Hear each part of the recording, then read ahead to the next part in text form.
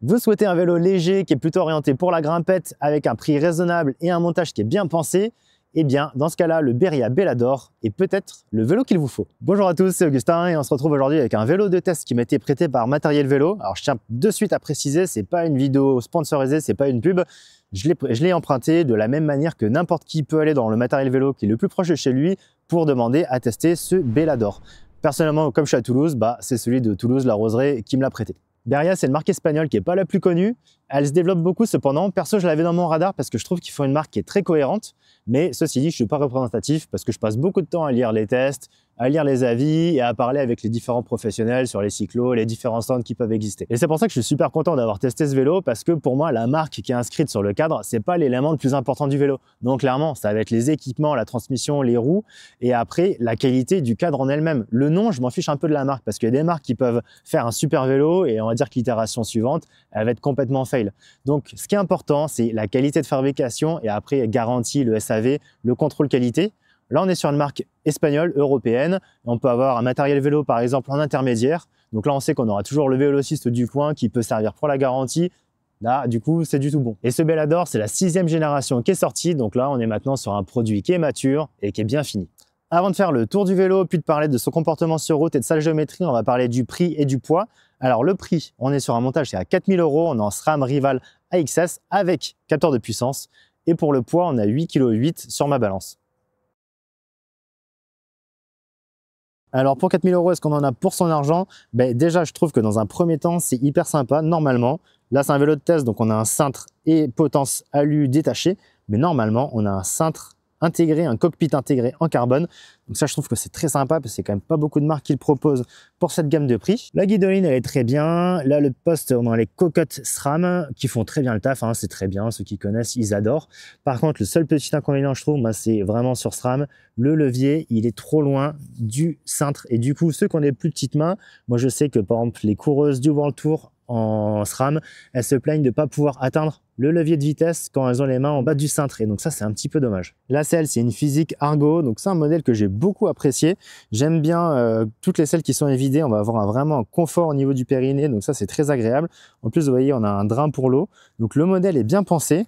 C'est agréable.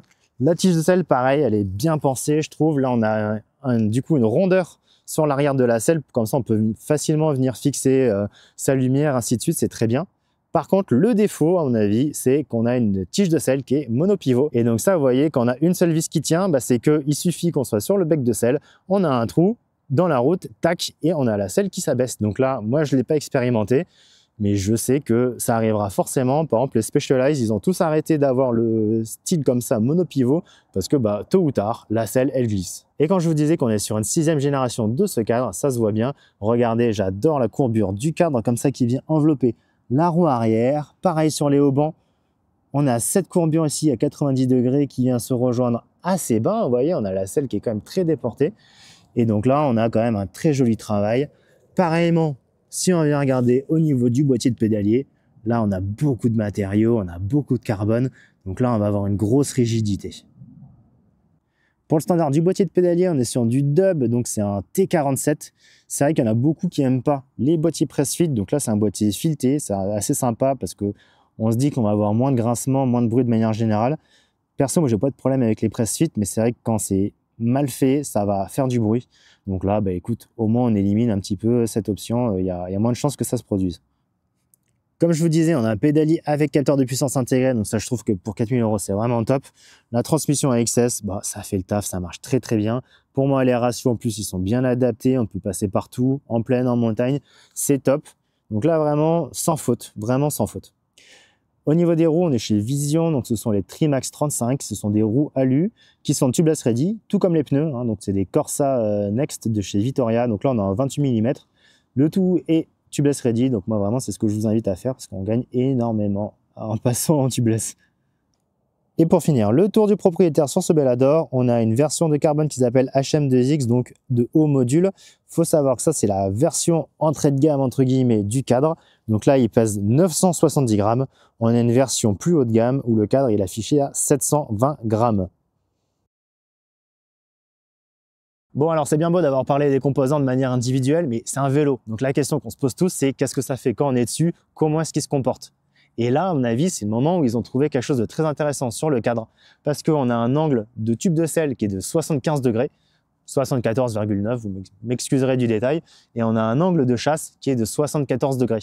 Donc c'est bien plus penché sur l'avant qu'un vélo habituel, et là on a une roue avant qui est bien plus déportée que sur un vélo normal. Et c'est à contrebalancer avec des bases arrière qui sont très courtes, donc très nerveuses. Donc ce genre de géométrie, pour moi, c'est intéressant, et je pense que c'est l'avenir des cadres de vélo de route, c'est qu'on a un arrière qui est nerveux, qui est très agressif, et en même temps on a un avant qui est très stable. Et pourtant, ça semble complètement contradictoire, mais ça marche. Ça fait un vélo qui est rigide, qui est réactif, et en même temps qui est prévisible et qui est très rassurant dans les descentes. Donc, il va nous mettre sur une position bien en avant pour pouvoir grimper de manière efficiente et une position très satisfaisante, très sécurisante pour les descentes. Donc, c'est pour ça que pour moi, ce vélo, il est fait pour grimper. Je le vois mal s'exprimer sur le plat. D'ailleurs, on peut voir qu'on a une hauteur de tube de direction qui est très haute, enfin 5 mm plus haute qu'un vélo agressif. Donc, surtout avec les rondelles, on a un avant de vélo qui est plutôt relevé. Je ne le vois pas venir faire les 24 heures du Mans ou des courses extrêmement rapides sur le plat, des triathlons. Par contre, vraiment, si on a des parcours un peu plus roulants ou si on a envie de vraiment monter et descendre en tout confort, en toute efficience, là, pour moi, c'est ce genre de compromis qui vient marcher, quoi.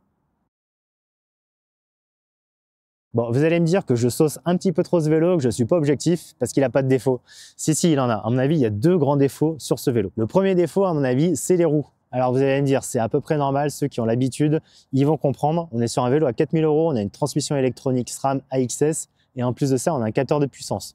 Donc, ils ont fait le choix de venir mettre des roues qui roulent. À mon avis, elles ne vont pas beaucoup plus loin. Je suis désolé, Vision, si vous écoutez ça. C'est Trimax 35, je ne les aime pas. Mais on est obligé de faire des choix, on est obligé de faire des compromis sans revenir vous proposer un packaging assez sympa. Et en fait, pour moi, ce genre de défaut, c'est un avantage. À 4 000 €, je préfère qu'il y ait des choix qui soient faits et je préfère qu'ils aient vraiment fait le choix de mettre des roues médiocres et de se focaliser sur des bons composants à côté. Imaginez si la transmission, elle était moyenne et que les roues étaient moyennes. Bah, en fait, on aurait tout à changer, j'ai envie de dire, si on a envie de changer plus tard. Donc là, je préfère que la transmission elle soit excellente, ce soit des bons composants et que les roues elles soient pas ouf, mais au moins ça permet de commencer à rouler avec. Et après, dans un deuxième temps, on se posera la question de les changer. Et d'ailleurs, sur le reste de la gamme des Bellador, c'est un choix d'ailleurs que je trouve qui est assez cohérent parce que après, lui c'est un peu l'exception. Après, quand on monte en gamme, et bah, du coup, on va avoir des bonnes paires de roues qui vont accompagner les vélos. Et ça, je trouve c'est cool parce que j'en ai vu des marques, vous les connaissez, où on a un vélo qu'on achète à 5 000, 6 000 € et en fait, les roues, c'est des roues à 100 € entrée de gamme absolument nulles. Et ça, je trouve que c'est inacceptable. Alors là, au moins, leur gamme, elle est cohérente. On est sur une entrée de gamme. Ben, en fait, il n'y a rien qui est entrée de gamme à part les roues et ils savent que les gens vont les changer. C'est un compromis et c'est le bon. Et le deuxième inconvénient de ce vélo, à mon avis, c'est qu'il devrait être plus confortable. Alors, c'est un équilibre qui est extrêmement dur à trouver. On a une grosse rigidité, il transmet parfaitement l'énergie qu'on met au pédalage dans la transmission pour nous propulser. Ok, c'est fantastique.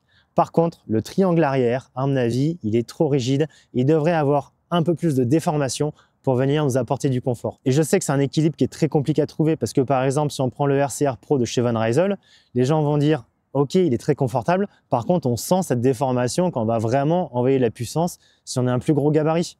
À l'extrême d'ailleurs, on va avoir par exemple les vélos de chez Lauf, une marque islandaise, j'espère que je le prononce bien, où on va avoir carrément 4 mm de déformation quand on s'assoit dessus. Alors il n'y a pas de suspension, mais juste en fait, ils sont venus travailler le carbone pour qu'il y ait ce fléchissement. À mon avis, il ne faut pas en arriver là. À nuancer tout de même par le fait qu'on est sur des roues entrée de gamme qui sont pas sympathiques au niveau de la colonne vertébrale et de l'arrière-train. On est à des chambres à air, donc du coup en butyl, donc très rigide, et on a des pneus du coup qui sont très rigides aussi. Je pense que si on se met des pneus plus souples, plus haut de gamme, en tubeless, avec des bonnes roues, ça doit vraiment changer la recette. D'ailleurs, à mon avis, je serais très curieux de tester dans ces conditions-là. Et en conclusion, alors mon verdict, est-ce que je peux recommander du coup ce Beria Bellador? Pour les kilomètres que j'ai fait avec, oui, clairement, je pense parce que c'est une proposition, une offre qui est super complète. Déjà, à mon avis, ça veut tout dire, il se moque pas de nous. Juste le fait qu'on ait une bonne selle, qu'on n'a pas besoin de changer, c'est hyper indicatif. Pareil, on a un cockpit intégré en carbone, un cadre qui est très bien pensé, qui est rigide avec des bonnes finitions, il n'y a rien qui est laissé au hasard, un capteur de puissance qui est précis, qui est fiable et une transmission électronique qui fait le taf. Franchement, pour moi, c'est quasiment le sans faute. Le seul problème, comme je vous disais, c'est le confort sur l'arrière du vélo, sur le triangle arrière. Et puis forcément, on a la paire de roues et la paire de pneus à changer. Et d'ailleurs, vous allez gagner en efficience, en rapidité.